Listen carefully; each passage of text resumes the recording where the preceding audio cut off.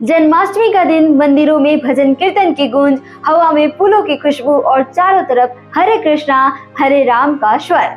आज हम आपको छत्तीसगढ़ के ऐसे 5 कृष्ण मंदिरों की सैर कराएंगे जो जन्माष्टमी पर सिर्फ सस्ते नहीं बल्कि आपको एक अलग ही आध्यात्मिक दुनिया में ले जाते हैं। तो नमस्ते, मैं सोनी।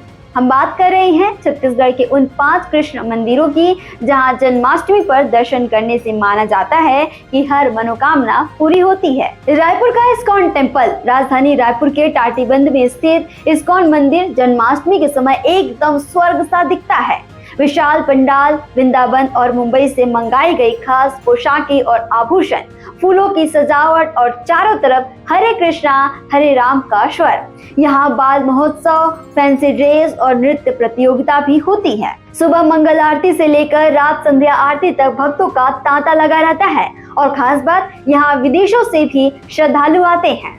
समता कॉलोनी का राधा कृष्ण मंदिर, कोलकाता से आए कारीगर इस मंदिर की सजावट को खास बनाते हैं।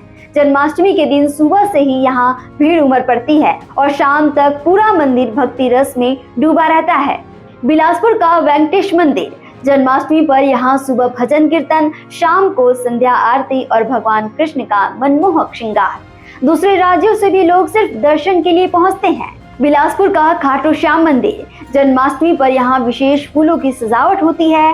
दिन भर भजन कीर्तन, रात में विशेष पूजा और हर कोने में भक्ति का माहौल, यही इस मंदिर की पहचान है।